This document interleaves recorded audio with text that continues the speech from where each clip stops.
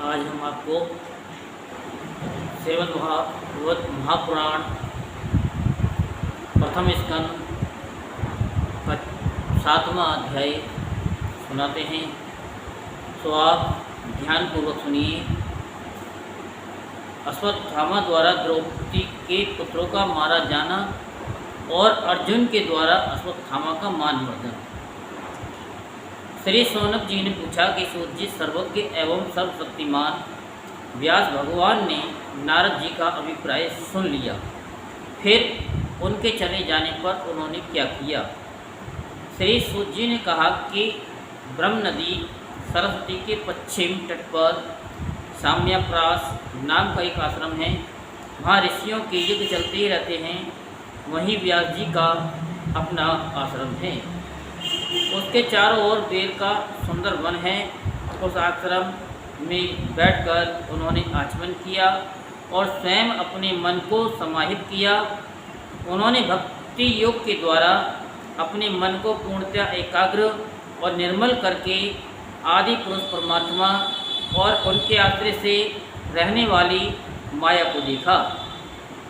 इसी माया से मोहित होकर ये जीव तीनों गुणों से अतीत होने पर भी अपने को त्रिगुणात्मक मान लेता है और इस मान्यता के कारण होने वाले अनर्थों को भोगता है।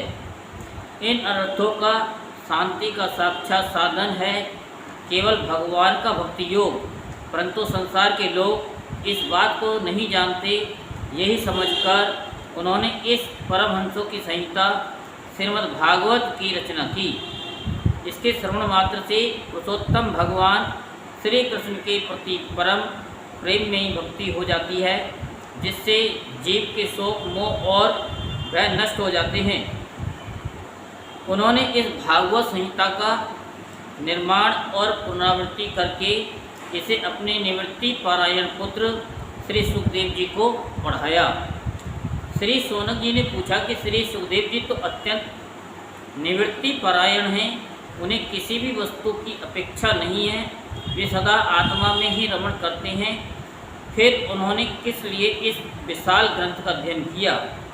श्री सूत जी ने कहा, जो लोग ज्ञानी हैं, जिनकी अविद्या की गांठ खुल गई है और जो सदा आत्मा में ही रमण करने वाले हैं, वे भी भगवान की हेतु रहित भक्ति किया करते हैं, क्योंकि भगवान के गुण ही ऐसे मधुर हैं जो सबको अपनी ओर खींच लेते हैं। फिर सुखदेव जी तो अत्यंत भगवान के भक्तों के अत्यंत प्रिय और स्वयं भगवान वेद व्यास के पुत्र हैं। भगवान के गुणों ने उनके हृदय को अपनी ओर खींच लिया और उन्होंने उससे विवश होकर ही इस विशाल ग्रंथ का अध्ययन किया। शौनक जी, अब मैं राजऋषि परीक्षित के जन्म कर्म और मोक्ष के तथा पांडवों के स्वर्गारोहण की कथा कहता हूँ, क्योंकि इन्हीं से भगवान श्री कृष्ण की अनेकों कथाओं का उदय होता है। जिस समय महाभारत युद्ध में कौरव और पांडव दोनों पक्षों के बहुत से वीर गति को प्राप्त हो चुके थे और भीमसेन की गदा के प्रहार से दुर्योधन की जांघ टूट चुकी थी, तब अश्वत्थामा ने अपने स्वामी दुर्योधन का प्रिय कार्य समझकर द्रौपदी के सोते हुए पुत्रों के सिर काटकर उसे भेंट किए। यह घटना दुर्योधन को भी अच्छी नहीं लगी, क्योंकि ऐसे नीच कर्म की सभी निंदा करते हैं। उन बालकों की माता द्रौपदी अपने पुत्रों का निधन सुनकर अत्यंत दुखी हो गई।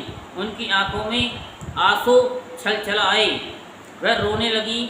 अर्जुन ने उसे सांत्वना देते हुए कहा, कल्याणी, मैं तुम्हारे आंसू तब पोंछूंगा जब उस आतताई ब्राह्मण अधम का सिर गांडीव धनुष के बाणों से काटकर तुम्हें भेंट करूंगा और पुत्रों की अंत्येष्टि क्रिया के बाद तुम उस पर पैर रखकर स्नान करोगी।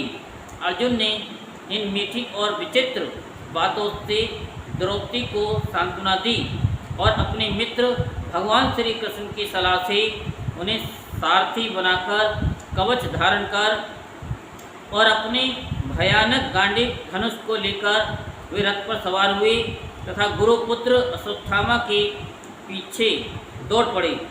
बच्चों की हत्या से अश्वत्थामा का भी मन उद्विग्न हो गया था। जब उसने दूर से ही देखा कि अर्जुन मेरी ओर झपटे हुए आ रहे हैं, तब वह अपने प्राणों की रक्षा के लिए पृथ्वी पर जहाँ था भाग सकता था, रुद्र से भयभीत सूर्य की भांति भागता रहा। जब उसने देखा कि मेरे रथ के घोड़े थक गए हैं और मैं बिल्कुल अकेला हूँ, तब उसने अपने को बचाने का एकमात्र साधन ब्रह्मास्त्र ही समझा। यद्यपि उसे ब्रह्मास्त्र को लौटाने की विधि मालूम नहीं थी, फिर भी प्राण संकट देखकर उसने आचमन किया और ध्यानस्थ होकर ब्रह्मास्त्र का संधान किया। उस अस्त्र से सब दिशाओं में एक बड़ा प्रचंड तेज फैल गया। अर्जुन ने देखा कि अब तो मेरे प्राणों पर ही आ बनी है। तब उन्होंने श्री कृष्ण से प्रार्थना की। अर्जुन ने कहा कि श्री कृष्ण, तुम सच्चिदानंद स्वरूप परमात्मा हो, तुम्हारी शक्ति अनंत है, तुम्हारी भक्तों को अभय देने वाले हो। जो संसार की दहकती हुई आग में जल रहे हैं, उन जीवों को उससे उबारने वाले एकमात्र तुम ही हो। तुम प्रकृति से परे रहने वाले आदि पुरुष साक्षात परमेश्वर हो। अपनी चित्त शक्ति से वही रंग एवं त्रिगुणमयी माया को दूर भगाकर अपने अद्वितीय स्वरूप में स्थित हो। वही तुम अपने प्रभाव से माया मोहित जीवों के लिए धर्मादि रोग कल्याण का विधान करते हो। तुम्हारा यह अवतार पृथ्वी का भार हरण करने के लिए और तुम्हारे अनन्य प्रेमी भक्तजनों के निरंतर स्मरण ध्यान करने के लिए है। स्वयं प्रकाश स्वरूप श्री कृष्ण, ये भयंकर तेज सब ओर से मेरी ओर आ रहा है। ये क्या है, कहाँ से है, क्यों आ रहा है, इसका मुझे बिल्कुल भी पता नहीं है। भगवान ने कहा कि अर्जुन, ये अश्वत्थामा का चलाया हुआ ब्रह्मास्त्र है।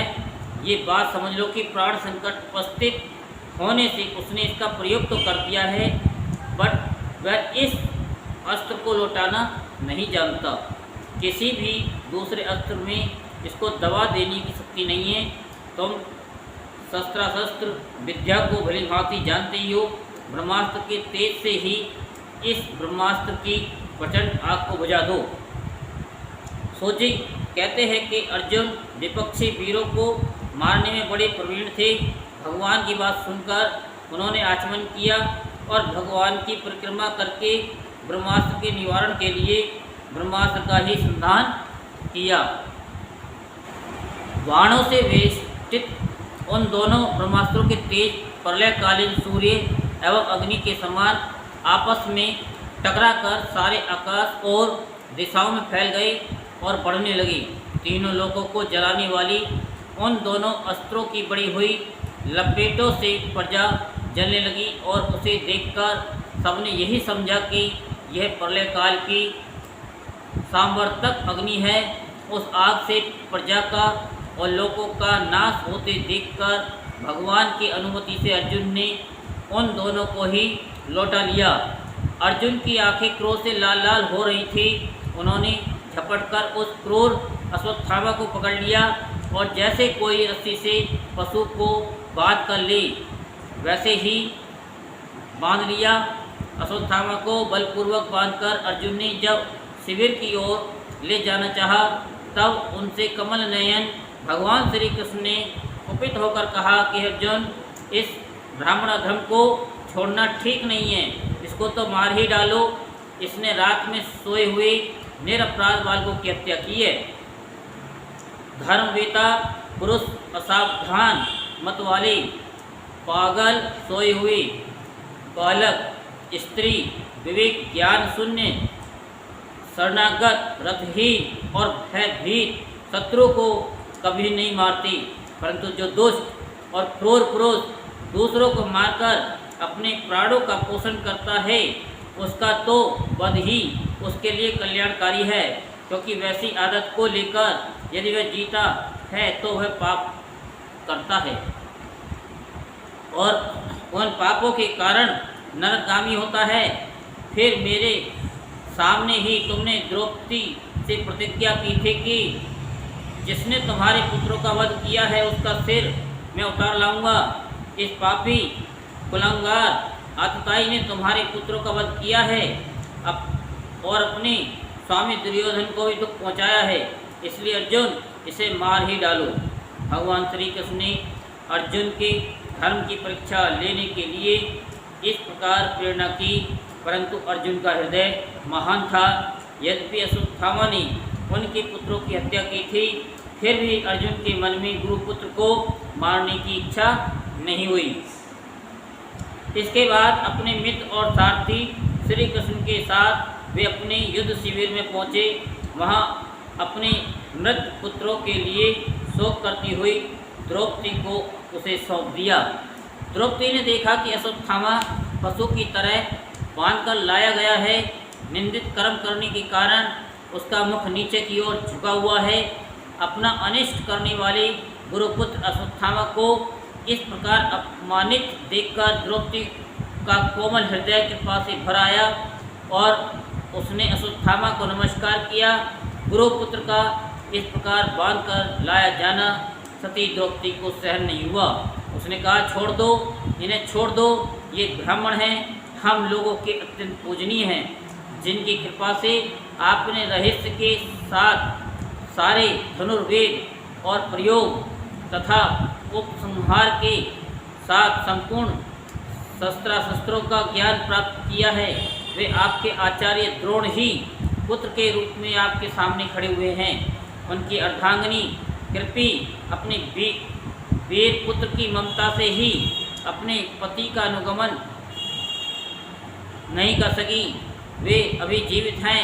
महाभाग्यवान आर्यपुत्र, आप तो बड़े धर्मज्ञ हैं। जिस गुरु वंश की नित्य पूजा और वंदना करनी चाहिए उसी को व्यथा पहुंचाना आपके योग्य कार्य नहीं है। जैसे आपने बच्चों के मर जाने से मैं दुखी हो रही हूँ और मेरी आंखों से बार बार आंसू निकल रहे हैं, वैसे ही इनकी माता पतिव्रता गौतमी न रोए। जो उच्छृंखल राजा अपने कुकृत्यों से ब्राह्मण कुल को कुपित कर देते हैं, वह कुपित ब्राह्मण कुल उन राजाओं को परिवार शोकाग्नि में डालकर शीघ्र ही भस्म कर देता है।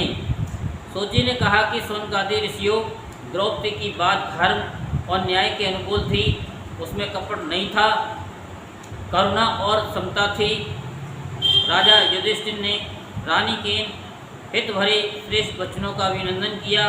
साथ ही नकुल, सहदेव, सात्यकी, अर्जुन, स्वयं भगवान श्री कृष्ण वहाँ पर उपस्थित सभी नर नारियों ने द्रौपदी की बात का समर्थन किया।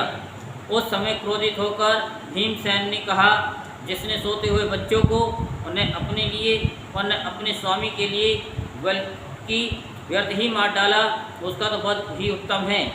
भगवान श्री कृष्ण ने द्रौपदी और भीमसेन की बात सुनकर और अर्जुन की ओर देखकर कुछ हंसते हुए से कहा।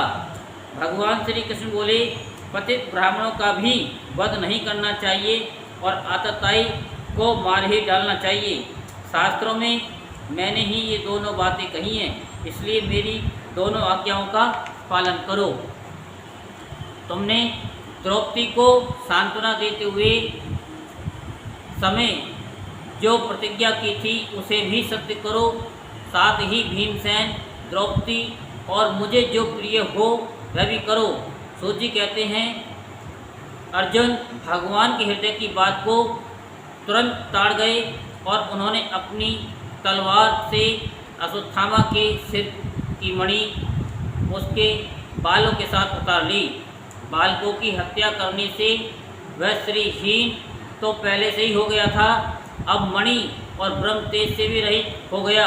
इसके बाद उन्होंने रस्सी का बंधन खोलकर उसे शिविर से निकाल दिया। मोड़ देना, धन छीन लेना और स्थान से बाहर निकाल देना, यही ब्राह्मण धर्मों का वध है। इसके लिए इससे भिन्न शारीरिक वध का विधान नहीं है। पुत्रों की मृत्यु से द्रौपदी और पांडव सभी शोकातुर हो रहे थे। अब उन्होंने अपने मरे हुए भाई बंधुओं की दहादी अंत्येष्टि क्रिया की। यहीं पर 7वां अध्याय संपूर्ण होता है। बोल वृंदावन बिहारी लाल की जय। ओम नमो भगवते वासुदेवाय। ओम नमो भगवते वासुदेवाय।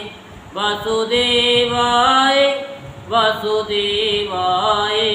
ओम नमो भगवते वासुदेवाय। बोल वृंदावन बिहारी लाल की जय।